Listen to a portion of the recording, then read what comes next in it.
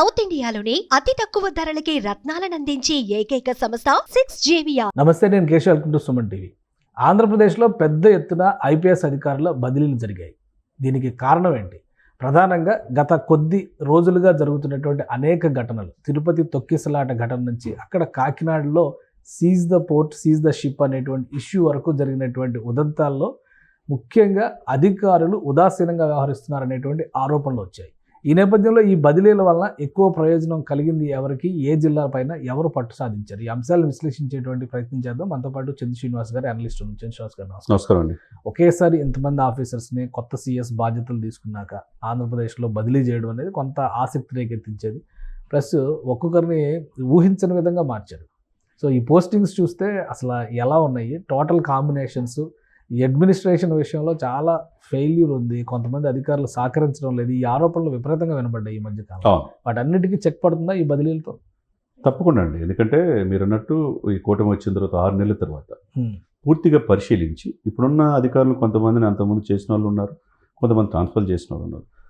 వాళ్ళకి ఒక అవకాశం ఇచ్చినట్టుంది. కానీ అవకాశాన్ని ప్రూవ్ చేసుకునేటప్పుడు లా అండ్ ఆర్డర్ ఆ జిల్లాలో వాళ్ళ పరిధిలో లేనప్పుడు మార్చేయాల్సిందే. కాబట్టి 6 నెలల తర్వాత ఒక మంచి నిర్ణయం 27 మందిని ఒకేసారి మార్చడం అనేది ఐపీఎస్లు ఫస్ట్ టైం ఇది. కాబట్టి ఒకవైపు దావోస్ వెళ్ళి పర్యటనలో చంద్రబాబు నాయుడు గారు, లోకేష్ గారు ఉన్నారు, ఇక్కడ డిప్యూటీ సీఎం గారు ఉన్నారు. వాట్ ఎవర్ ఇవాడు అంటే ఏం జరగాలంటే వాళ్ళ యొక్క సమర్థతను బట్టి వాళ్ళు ఏ ఇయర్లో ఇక్కడ ఐపీఎస్ సర్వీస్ చేశారు, ప్రజలకి మంచి పరిపాలన అందిస్తున్నారు అనేది ముఖ్యం. ప్రజలు మనల్ని పొందినప్పుడు వాళ్ళు అక్కడ ఉన్న ఉపయోగం లేదు కదా. సపోజ్ ఇప్పుడు సుబ్బరాయుడు గారు ఉన్నారు, తిరుపతిలో తొక్కిసలాట్లో 6 మరణించారని ఆయన నైతిక బాధ్యత వహించి ఆయన ట్రాన్స్ఫర్ చేశారు. ఆయన యాక్చువల్గా తెలంగాణ నుంచి తీసుకున్నారు సమర్థవంతమైన ఐపీఎస్ ఆఫీసర్. అంతకుముందు సెక్యూరిటీ ఆఫీసర్గా చంద్రబాబు చేశారు. అందుకని అక్కడ ఒప్పించి, ఇక్కడ రేవంత్ రెడ్డి గారు ఒప్పించి అక్కడ ఏపీకి తీసుకున్నారు. ఆయన వచ్చి రావడంతోనే 4 నెలల్లోనే ఆయన మార్క్ చూపించారు. రెడ్ శాండిల్ స్మగ్లర్స్ అదుపులో పెట్టారు, గంజాయిని అదుపులో పెట్టారు, లా అండ్ ఆర్డర్ అదుపులో పెట్టగలిగారు.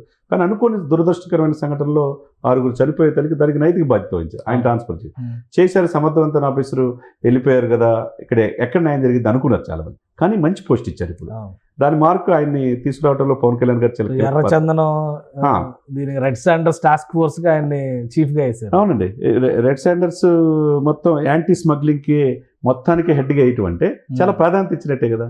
ఆయన ఏరుకోరి సమర్థవంతమైన ఆఫీసర్ అని చెప్పేసి దాని వెనక పవన్ కళ్యాణ్ గారు ఉన్నారని చెప్పి అన్నారు. కాబట్టి ఈ విషయంలో మాత్రం సమర్థుడికి మంచి ఇచ్చినట్టు. ఎందుకంటే అటవీ శాఖ మంత్రిగా పవన్ కళ్యాణ్ గారు ఉన్నారు కాబట్టి ఈ రెడ్ శాండిల్ ఎవరైతే స్మగ్లర్స్ ఉన్నారో వాళ్ళని కింద స్థాయి నుంచి పూర్తిగా ఏరివేసేయాలనుకుంటున్నారు. కాబట్టి ప్రభుత్వాన్ని మార్చేసే పరిస్థితుల్లో వాళ్ళు స్మగ్లర్స్ తయారయ్యారు. ఆ శాఖకి సుబ్బరాయుడు గారు లాంటి ఐపీఎస్ ఆఫీసరు, ఆయన కూడా 2013 క్యాడరు, సమర్థవంతమైన 2 రాష్ట్రాలు మంచి పేరుంది. ఆ శాఖకి ఆయన అప్పచెప్పడం అనేది ఒక మంచి మూవ్గా మనం పరిగణించాలి. దాంతోపాటు చాలా కీలకమైన మధుసూదన్ రెడ్డి గారు డిప్యూటేషన్ మీద సెంట్రల్ నుంచి వచ్చారు. ఆయనకి లా అండ్ ఆర్డర్ డీజీకి ఇవ్వటం, ఆయన కూడా చాలా మంచి పేరు ఉంది. ఇకపోతే మనం కడప ఇష్యూ మనం చూసుకున్నాం. వర రవీంద్రారెడ్డి విషయంలో కొద్దిగా ఎలిగేషన్ ఆయన తీసుకొచ్చి ఇక్కడ తిరుపతి అది అర్థం కాలేదు ఎలా వేసారు అనేది. అక్కడ ఉదాసీనంగా ఉన్నారన్నారు, ఇక్కడ తీసుకొచ్చి చేశారు. మరి ఇక్కడ సమర్థంగా పనిచేయాలి. ఒక అవకాశం ఇవ్వాలి కాబట్టి ఆయన సమర్థంగా పనిచేస్తారని ఎక్స్పెక్ట్ చేయాలి. ఇకపోతే విక్రమ్ పాటిల్ చాలా కీలకమైన సీజ్ ద షిప్ అనే కాడి నుంచి కాకినాడ పోర్టు ఇది పెద్ద నేషనల్ ఇష్యూ అయిపోయింది. అక్కడ సెలవు మీద ఉండటం, కనీసం డిప్యూటీ సీఎం వచ్చినా కానీ దానికి కనీసం ఇన్ఫర్మేషన్ లేకపోవటం అని డైరెక్ట్గా ఆయన చెప్పాడు. అంటే ఎస్పీ గారు నేను వచ్చేది సెలవు మీద వెళ్ళారని చెప్పి అప్పటి నుంచి ఈయన్ని మార్చేస్తారు అనుకున్నారు. దాంట్లో భాగంగానే ఈ ట్రాన్స్ఫర్లో 27 మంది ట్రాన్స్ఫర్లో ఆయన్ని ఇక్కడి నుంచి కర్నూలుకి మార్చేస్తారు. బిందు మాధవ్ అని చెప్పేసి తీసుకొచ్చి కాకినాడ పోర్ట్ వేశారు. ఎందుకంటే పోర్టు అవినీతిమయం అయిపోయింది. దశాబ్దాల నుంచి చాలా బియ్యం అక్రమ రవాణా అవుతుంది, 45,000 కోట్లు అక్రమంగా బియ్యం అయిపోయిందని చెప్పి చెప్పుకున్న ఈ సందర్భంలో పూర్తి గ్రిప్ కాకినాడ ఎంపీ ఎవరు? జనసేన. ఇక్కడ పిఠాపురం ఎవరిది? కాకినాడ ఎంపీ పరిధిలో. పూర్తిగా ఈ 2 జిల్లాల్లో పవన్ కళ్యాణ్ గారు కాకినాడ జిల్లా మీద గట్టిగా పట్టు అనుకూలమైనటువంటి సమర్థవంతమైన ఆఫీసర్స్ తీసుకొచ్చినట్టు. దీంట్లో పవన్ కళ్యాణ్ గారి పాత్ర ముద్ర. ఇప్పుడు రెడ్ శాండర్స్ కూడా సుబ్బారాయుడు గారికి ఇవ్వడము, ఇక్కడ కాకినాడ జిల్లాని పూర్తిగా మొత్తం టీం మొత్తాన్ని మార్చడం, సో ఇదంతా పవన్ కళ్యాణ్ గారి కోరిక మేరకు జరిగిన ట్రాన్స్ఫర్స్. ఆయన కానిస్టేబుల్ కొడుకు, ఆయనకి నిజ జీవితంలో గబ్బర్ సింగ్ ఎన్ని సినిమా పోలీస్ ఆఫీసులు చూశారు. లా అండ్ ఆర్డర్ ఎట్లా క్రమశిక్షణ పెట్టాలో కూడా ఆయన చూసాం. హోంశాఖ కూడా చక్కగా పనిచేయాలని చెప్పాడు, వార్న్ చేశారు. కాబట్టి ఆయన డిప్యూటీ సీఎంగా ఉన్నప్పుడు లా అండ్ ఆర్డర్ కూడా క్రమశిక్షణ పెట్టాలి కదా. రెడ్ శాండిల్స్ ఎక్కడో నేపాల్లో దొంగలు దొరికినాయి, పెద్దిరెడ్డి మిథున్ రెడ్డి అని చెప్పేసి అన్నారు కదా, మరి అవి కూడా బయటికి తీసుకొచ్చారు కదా. ఎప్పుడు లేని విధంగా ఈ 6 మాసాల్లోనే దాదాపు 8 చోట్ల ఈ యొక్క అక్రమంగా సరఫరా చేసే వాళ్ళని పట్టుకున్నారండి. మరి అది మంచిదే కదా. మన ప్రకృతిని శేషాచలం కొండలో ప్రపంచంలో ఎక్కడ లేని విధంగా రేరు పండేది శేషాచలం కొండలో. ఆ రెడ్ శాండిల్ కాపాడుకోవాల్సిన బాధ్యత అటవీ శాఖ మంత్రిగా ఆయనకు ఉంది కాబట్టి దానికి సమర్థవంతమైన ఆఫీసర్ సుబ్బారెడ్డి గారు వచ్చారని మనం అనుకోవాలి. మొత్తం లిస్ట్ చూసి ఇప్పుడు 27 మంది బదిలీలు జరిగినాయి. అసలు వెయిటింగ్ లో ఉన్న వాళ్ళకి కూడా కొంతమందికి పోస్టింగ్లు ఇచ్చారు. లాస్ట్ గవర్నమెంట్ లో అతి చేసిన వాళ్ళని దూరం పెడతారనుకున్నారు, బట్ అవకాశం ఇచ్చారు ఈసారి. ఈ లిస్ట్ ప్రకారం చూసినా, టోటల్ అపాయింట్మెంట్స్ చూసినా పవన్ కళ్యాణ్ ముద్ర ఇందులో ఎక్కువ ఉందని అంటే ఏమంటారు? డెఫినెట్గా స్పష్టంగా కనపడుతుంది. ఎందుకంటే ఆయన గోదావరి జిల్లాలో 2 జిల్లాలకు 0కి పరిమితం చేస్తాను వైసీపీకి ఛాలెంజ్ చేశాడు. కాకినాడ పోర్ట్ అని చెప్పి మొదటి నుంచి లేవనెత్తింది పవన్ కళ్యాణ్ గారు. మరి పోర్టుని అక్రమదారుల చెర నుంచి విడిపించి ప్రజాస్వామ్యంగా ప్రజలకి చెరువు చేయాలంటే మంచి సమర్థవంతమైన ఆఫీసర్, ఈయనే ఆఫీసర్స్ ఉండాలి. మరి డిప్యూటీ సీఎం గారు వచ్చినప్పుడు నిర్ణయాలను ఫస్ట్ అమలు చేసే లెవెల్లో ఉండాలి.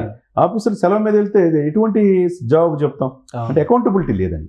అకౌంటబిలిటీ ఉన్న ఆఫీసర్స్, ఐఏఎస్ ఐపీఎస్ ఆఫీసర్స్ ఉండాల్సిన అవసరం రాష్ట్రంలో ఉంది. ఎందుకంటే కూటమిలో తగ్గట్టుగా ఈ కూర్పు జరిగింది. స్పష్టమైన ఇది పవన్ కళ్యాణ్ గారి ముద్ర కనపడుతుంది.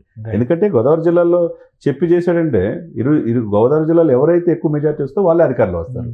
మరి అక్కడ 0కి పరిమితం చేశారు. మరి లా అండ్ ఆర్డర్ కూడా వీళ్ళిద్దరి మధ్య గ్యాప్ వచ్చేసింది, కూటమిలో చిచ్చురేగిపోతుంది, అన్ని జరుగుతుంటాయి. ట్రాన్స్ఫర్స్ అన్ని పవన్ కళ్యాణ్ గారికి ఆలోచనలకు అనుగుణంగా జరిగింది. దీన్ని ఎలా అర్థం చేసుకోవాలి? అదే దీన్ని బట్టి ఎవరైతే విమర్శిస్తున్నారో, ఎవరైతే పవన్ కళ్యాణ్ గారు చెక్ పెట్టారని అనుకుంటున్నారో, డిప్యూటీ సీఎంగా లోకేష్ గారు చేయాలని చెప్పి వీళ్ళ ముగ్గురు మధ్య గ్యాప్ తేవాలని అనుకుంటున్నారో, వాళ్ళ పాపం వాళ్ళ ఆశలు అడాశలు అయినట్టు కనపడుతుంది. దీన్ని బట్టి వీళ్ళు క్లారిటీగా ఉన్నారు. ఎక్కడికి వెళ్ళినా సమర్థవంతంగా పెట్టుబడి తేవడానికి అక్కడ దావోస్ వెళ్ళారు. ఏది చంద్రబాబు నాయుడు గారు, మిగతా మంత్రులు కావచ్చు, లోకేష్ గారు కావచ్చు, వాళ్ళ పని వాళ్ళు చేస్తారు. ఇక్కడ రాష్ట్రాన్ని పాలన గాడిలో పెడతానికి, లా అండ్ ఆర్డర్ని ముఖ్యంగా తీసుకెళ్తానికి పవన్ కళ్యాణ్ గారు ఉన్నారు. కాబట్టి వాళ్ళు ఎవరైతే విమర్శించి ఉచిత సలహాలు ఇచ్చే వాళ్ళు కూడా అర్థం చేసుకోవాలి. ఎవరెవరు ఈ లిస్టు చూస్తే అర్థమవుతుంది ఎవరు సమర్థవంత ఆఫీసర్స్ ఉన్నారు, ఎవరు ఎందుకు వాళ్ళని ట్రాన్స్ఫర్ చేశారు, వాళ్ళ యొక్క ఎకడమిక్ 6 నెలల్లో వాళ్ళు ఏమి అచీవ్మెంట్ సాధించారు. ఎవరైనా rule is rule for all sir. సమర్థవంతమైన ఐఏఎస్లు ఐపీఎస్లు రాష్ట్రంలో ఉంటే పరిపాలన బాగుంటుంది. ప్రభుత్వ విధానాలను తీసుకెళ్లాల్సింది ఎవరు ప్రజల్లోకి? ఐఏఎస్లు ఐపీఎస్లే కదా. అమలు చేయాల్సిన బాధ్యత అంతా అధికారులదే. మీరు అన్నట్టు గత 5 మాసాల్లో మనం 6 మాసాల్లో చూస్తే లా అండ్ ఆర్డర్ అసలు లేదు. ఎక్కడో 14 సంవత్సరాల పిల్లోడిని తన అక్కని ర్యాక్ చేస్తున్నారని చెప్పేసి ప్రశ్నించినందుకు గడ్డెంలో తగలబెట్టేశారు వైసీపీ నాయకులు.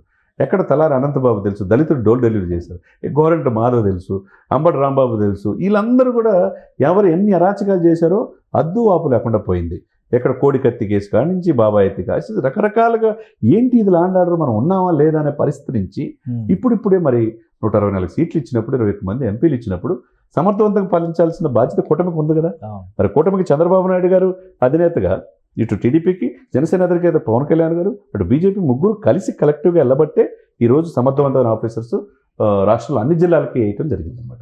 దీన్ని ఆహ్వానించే పరిణామంగా అందరూ భావించారు. థ్యాంక్ యూ చంద్ర శ్రీనివాస్ గారు. ఇది ఒక ఎఫెక్ట్ క్లియర్గా కనిపిస్తుంది. పవన్ కళ్యాణ్ ముద్ర కనిపిస్తుంది. ఎక్కడైతే ల్యాప్సెస్ ఉన్నాయని పవన్ కళ్యాణ్ బహిరంగంగా మాట్లాడారో అక్కడ అన్ని చోట్ల కూడా అధికారుల మార్పులు జరిగినాయి. వచ్చిన అధికారులు కూడా పూర్తి స్థాయిలో పవన్ కళ్యాణ్ అభిష్టానికి తగ్గట్టుగా పనిచేయగలిగేటువంటి యంత్రాంగమే వచ్చినట్టుగా కనిపిస్తుంది. అలానే కూటమిలో ఏదో చిచ్చు రేగింది, చర్చ మొదలైంది అనేటువంటి వాటి అన్నిటికీ ఫుల్ స్టాప్ పెడుతూ ఒక్కటిగా పనిచేస్తున్నారు. కూటమి నాయకత్వం అనే సంకేతాలు ఇచ్చే విధంగా ఈ బదిలీలన్నీ జరిగాయని చంద్ర శ్రీనివాస్ గారు విశ్లేషిస్తున్నారు. ఇది special discussion. Keep watching. Suman టీవీలో మీ పర్సనల్ అండ్ బిజినెస్ ప్రమోషన్స్ కోసం కింది నెంబర్కి కాంటాక్ట్ చేయండి.